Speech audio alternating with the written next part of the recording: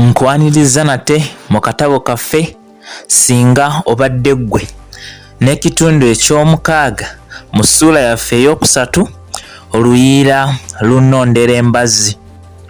Mpoza okukujjukizaako ku bye twalaba mu kitundu ky'essuula eno ekyayita.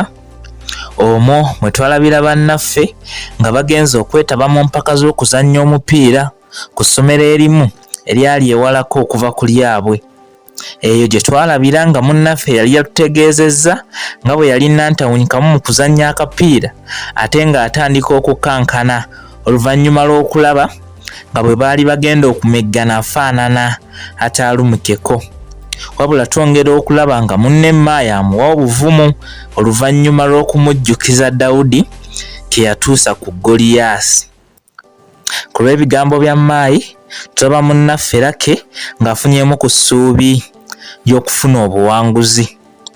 Nga bwe tujjukira munnaffe yatutegeeza nti bali ekituufu baali banyumidde bwereere anti nti omuzannyo gwagenda okufundikirwa nga babakubye goals 5-2 ku emu.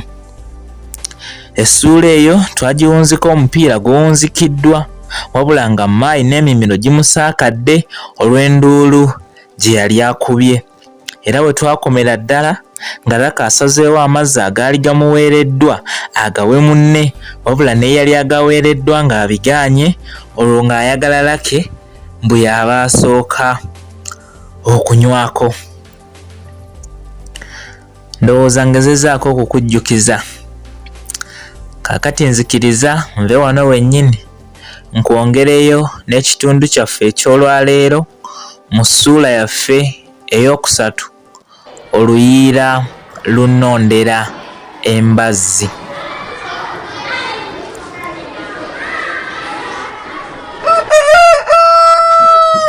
Nagenda okuva mu kisaawe nga munnange n'eddoboozi limusaakadde era nga byayogera bambi tebikyayatukana bulungi. Era nze amazzi agampeebwa okuweweeza ku mimiro bwe nalaba munnange ng'ennyonta emuli bubi n'ensalawo nga weye nga simizeeko wadde ettonde. Wabula naye yeerema okuganywa ng'ayagala nze mba nsooka okunywako. Nanyiikira okumutegeeza nga bwe saagali mbwetaavu weewaawo ekituufu nange yali ennuma wabula era yannemerako okutuusa bwe nnanywako. Empaka nga ziwedde twalina okudda ku ssomero kuba n'obudde bwali butandise okukunira. Wabula ebyembi nti omugoba w'emmotoka eyali yatuleese bwe yatutuusa ku kisaawe teyabandaalawo n'agenda ku mirimu gye emirala anti yali yatuleese ku makya nga tayinza kusiibya mmotoka ye awo olunaku lulamba nga tekola. Twakanya kulinda nga buteerere bakube ku ssimu ye nga yali ebaddeko wamma nga buli omu atunula ku munne. Bannaffe abalala bonna baagenda bavaawo mpola mpaka bwe bwatuuka nga ffekka ffe tusigaddewo. Twatandika okwebuzaabuza nga tujaganyiza ekifo kyaffe ekyokubiri ke twali tukutte nga bwe tulinda oba eyali atuleese anaatunona. Tetwalina nteekateeka ndala yonna yakuva gye twali anti wandirowoozezza tutambule wabula olugendo lwali luwanvu nga tetuyinza kulwepankako ate n'ekirala abasinga nga tukooye. Saawa zaali zigenda kuwera nga 2 ez'ekiro.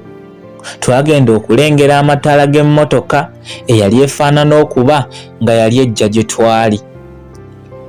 Ekituufu Mukama yali awulidde essaala zaffe era bwe yatutuukako mwami Luyimba z'omugoba w'emmotoka n'annyonnyola ogwali gumulwisizzaayo.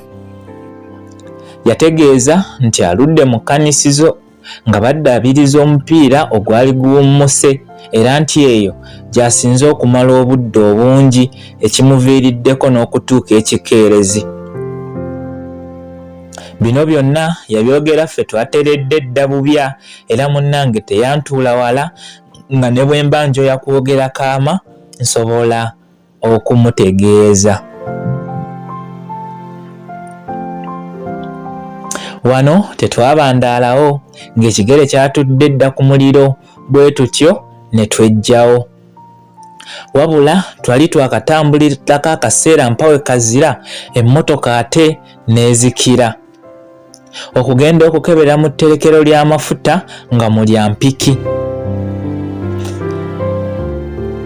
Engeri gye wataali kifo kumpi wa kugajja ekyaliwo kwali kwewaayo tusule mu mmotoka, anti okuva we twali tusiraanidde okutuuka ku ssomero olugendo lwali lukyawerera ddala.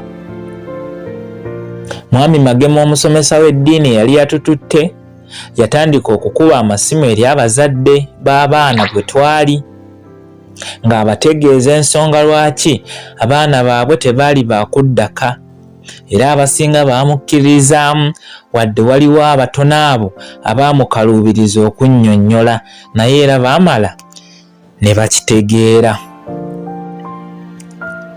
Twagezaako okunyumya ng'obudde we buyita, wabula munnange yayogerayo bibale n'atandika okuloola n'okwogeza ebirimi, olwo ng'otutamanya alirira nnyina twagala kumwetikka. Era bwe yanogoka n'ansuulako omutwe ku kibegaabega kyange ekya ddyo ekyali ku ludda gye yali atudde.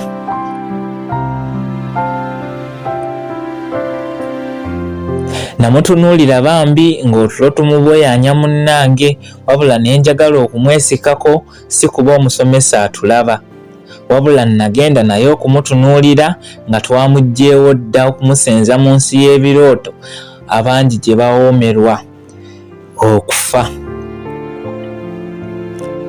Neesika mpola nensemberayo katono maayi ne mukkakkanya ku bisambi byange, otulo ne tunyuma.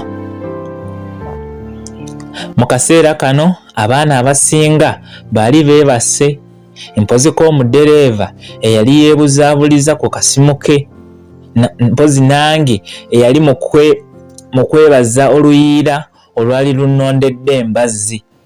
Anti singa tebyali bizibu mafuta kuggwaamu sandisobodde kufuna kino gwe nali mpita omukisa.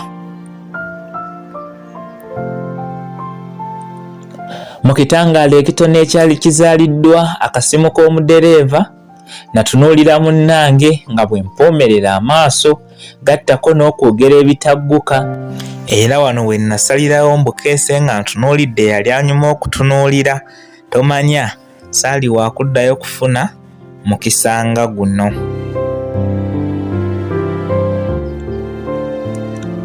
Wabula nange otulo twatuuka ne tunsinza amaanyi, ennyindo ne ziyirira mpaka lugaba kubujjako ddiba. Munnange engeri gye yali omu ku baasooka okwebaka era ne mu kuzuukuka bwe gwali, agenda okwetegereza nga kyalaba kyawukana kukikkirizika, wabula ng'okukikkiriza ateekeddwa. Naye eky'omukisa ku baali mu mmotoka bonna kyalabika nga mpaawo yatulaba, anti mpaawo yabinyegako wadde byali bigwana okusiinyizibwako. Nze nalwawo okuzuukuka era ekyampawamula kwali kuwulira mmotoka ng'etokota nga n'amafuta gaaleeteddwa dda. Ntunule ku munnange nga naye amaaso agankanulidde. Mu kawulirwe emmese namubuuza engeri ekiro gye kyamuyisizzaamu, wabula mu kifo ky'okunziramu nti bulungi oba bubi yamwenya bumwenya nga bw'atunula wansi n'okunyweza engalo zange. Emmotoka yaddamu n'esimbula ne tubakana n'olugendo olutuzza ku ssomero, naye nga Maaya abulidde mu nnyanja y'ebirowoozo, nange nga muwerekeddeko kuba mu kaseera ako nga bye ndowooza binsinza emyaka. Ampuliriza omulungi. Bwe tutyo ne tuba nga tufundikidde ekitundu kyaffe eky'olwaleero, era essuula yaffe ey'okusatu, oluyiira lunnondera embazzi. Bwetyo bwebadde mpaka omulundi omulala, era bwe tunaakomawo n'ekitundu kyaffe ekirala eky'essuula yaffe ey'okuna amagombe ganyagako munnange. Atakuumira mpeera abankuumire, mubeere bulungi, mweraba.